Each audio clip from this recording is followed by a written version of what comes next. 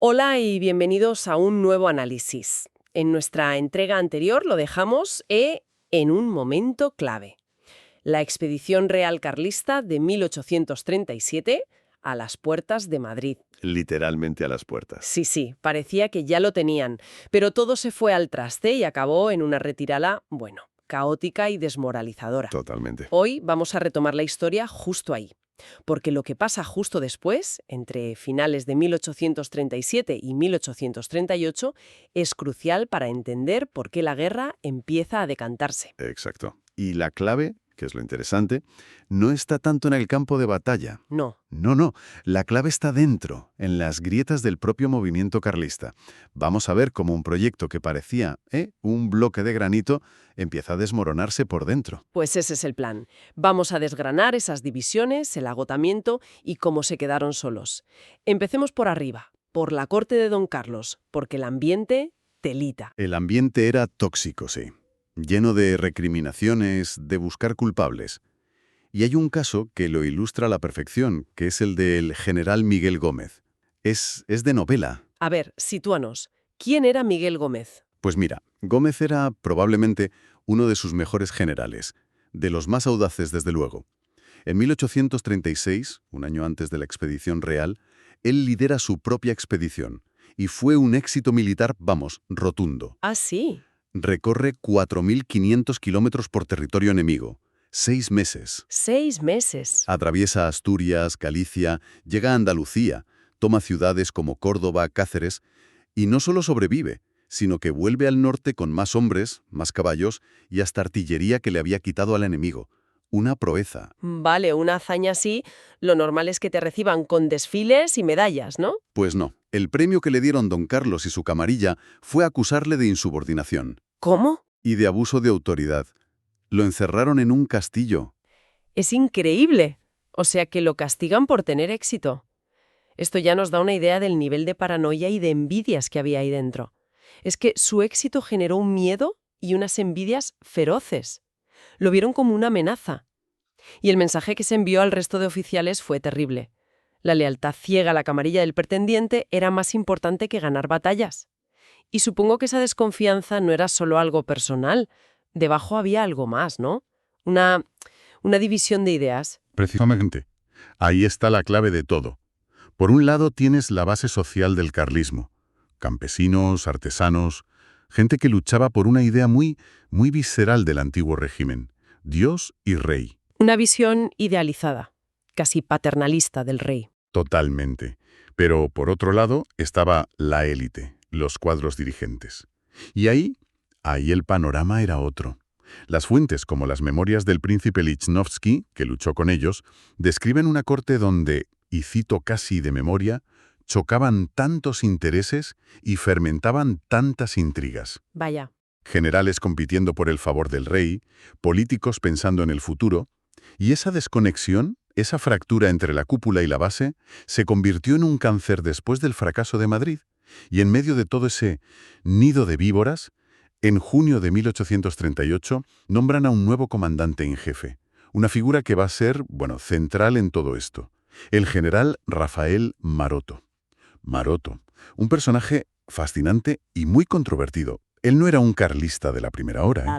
No, venía del ejército real. Era un militar profesional, eficaz, pero también muy autoritario. Su misión era poner orden en ese caos, pero claro, su llegada, en lugar de calmar las cosas, las agitó todavía más. Porque chocó con el ala más dura, ¿no? Chocó de frente, con los que llamaban los apostólicos. ¿Y estos apostólicos quiénes eran exactamente? ¿Qué defendían? Eran el núcleo duro, los ultrarrealistas que ya venían de tiempos de Fernando VII. Generales como Guergué, que era el predecesor de Maroto, o Uranga, o el general García. Para ellos la guerra era una cruzada. Una cruzada religiosa, casi. Exacto. Para ellos, negociar con los liberales era una traición a Dios y al rey. La única salida era la victoria total, aniquilar al enemigo, sin concesiones. Y claro, Maroto, que era más pragmático, no encajaba ahí. En absoluto. Maroto veía que la guerra estaba estancada, que la victoria total quizá ya no era posible. Y empezó a sondear la posibilidad de una paz negociada. Lo que para los apostólicos sería la prueba definitiva de que era un traidor. La prueba definitiva.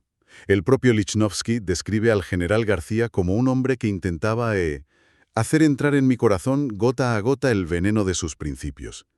Imagina esa atmósfera de sospecha, de veneno susurrado. Y esa tensión no se quedó solo en susurros. No, no. Escaló de la forma más brutal que te puedas imaginar. ¿Qué pasó? Pues que en febrero de 1839, en Estella, la cosa explota. Maroto, que estaba convencido de que los generales apostólicos conspiraban para asesinarle. Espera. ¿Para asesinarle a él? Sí, para matarle y tomar el control. Así que se adelantó. Ordenó detener a Guergué, a García, a Uranga y a otros. Y sin juicio ni nada, los fusiló. Madre mía. El comandante en jefe del ejército carlista fusilando a sus propios generales. En plena guerra. Fue un terremoto. Los fusilamientos de Estella son la prueba más sangrienta de esa guerra civil interna que se estaban librando. El movimiento se estaba devorando a sí mismo. Una violencia así en la cúpula, es que cuesta imaginar que eso no afectara a la tropa.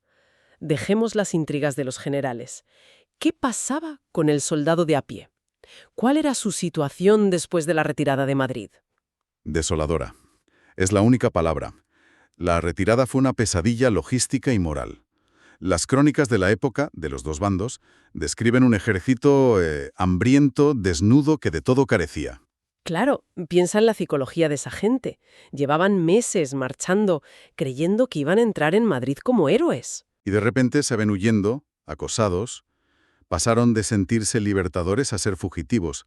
Y claro, un ejército en retirada y sin suministros se convierte en un peligro. Para la propia gente del territorio que atraviesan, claro. Exacto. La disciplina se rompe. Empezaron mendigando comida y acabaron saqueando los pueblos por los que pasaban para poder sobrevivir. Y eso generó una hostilidad tremenda. Hay una cita de Lichnowsky que es muy gráfica sobre esto, ¿verdad? Sí, cuando pasa por Aragón escribe: «El Alto Aragón nos era hostil. El país era demasiado pobre y miserable para que pudiera sentir ningún entusiasmo». Es demoledor. Es que te lo imaginas, la gente cerrándoles la puerta en la cara. Porque no tenían nada que darles y temían que les quitaran lo poco que les quedaba. Y esto nos lleva a la estrategia del general liberal, de Baldomero Espartero, que parece que entendió todo esto perfectamente. Seguirlos hasta el final. Que parece lo lógico, ¿no? Parece lo lógico. Pero hizo algo mucho más sutil y, a la larga, más efectivo. ¿El qué? En lugar de destruirlos, los acosó, los empujó, pero forzándolos a volver a su territorio original, a Navarra y a las provincias vascongadas. Pero, ¿por qué? ¿Por qué dejarlos volver a su santuario? Porque sabía que ese ejército de miles de hombres, derrotado, desmoralizado y hambriento, iba a ser una carga insoportable para un territorio que ya estaba agotado tras años de guerra. Claro, quería que el problema les explotara desde dentro. Justo. Quería que ese ejército se convirtiera en una plaga para su propia gente, que el descontento creciera hasta que los propios vascos y navarros dijeran «basta ya». Y vaya si funcionó. Así que el panorama se va complicando.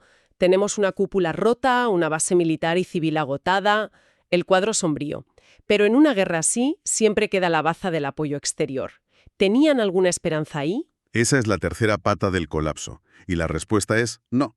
Para 1837-38, la causa carlista estaba internacionalmente sola, y en cambio, el bando liberal de Isabel II tenía un respaldo potentísimo. Hablamos de la cuádruple alianza. Correcto. Un tratado de 1834 entre la España liberal, Portugal, Francia y el Reino Unido. Y no era solo un papel, se convirtió en una alianza militar y logística anticarlista muy efectiva. ¿Y esa ayuda cómo se traducía en la práctica? ¿En qué se notaba? Pues en cosas muy, muy tangibles. Francia se comprometió a vigilar los Pirineos para cortarles los suministros. El Reino Unido hizo lo mismo por mar, con un bloqueo naval. Y además los británicos enviaron armas y municiones a expuertas al ejército liberal. Pero no fue solo material, ¿verdad? También enviaron hombres. Sí, y en cifras muy importantes. Se calcula que más de 25.000 combatientes extranjeros lucharon con los liberales. 25.000. Sí. La Legión Extranjera Francesa, una división portuguesa y sobre todo la Legión Auxiliar Británica, que eran unos 10.000 mercenarios, bien equipados y con experiencia. Frente a eso, ¿qué podían oponer los carlistas? Muy poco. Recibieron algo de dinero de potencias como Rusia o Austria, pero de forma encubierta. Ningún apoyo militar directo. Estaban aislados. Su única respuesta, desesperada, fue el famoso Decreto de Durango. Que ordenaba fusilar a cualquier combatiente extranjero que capturaran. Exacto. Una medida que a nivel de imagen internacional fue un desastre. Un tiro en el pie, vamos. Totalmente. Los presentó como unos bárbaros y justificó aún más el apoyo a los liberales. Y militarmente solo consiguió que las legiones extranjeras lucharan con más rabia. Fue un gesto de pura impotencia. Y ese aislamiento fue el golpe de gracia final. Entonces, si unimos todas las piezas, el panorama a finales de 1838 es el de un coloso con los pies de barro. La derrota de Madrid no fue la causa, sino el detonante que lo sacó todo a la luz. Exacto. Una cúpula devorada por las intrigas, un pueblo y un ejército agotados y un aislamiento internacional total. Eso es. La guerra todavía duraría un poco más, pero ya había cambiado. A partir de aquí, ya no se lucha por ganar, sino por sobrevivir, por conseguir una paz lo más digna posible. Se entra en una fase de puro desgaste. Si haya sido de interés, si es así, no olviden suscribirse y darle al botón de me gusta. Muchísimas gracias por acompañarnos.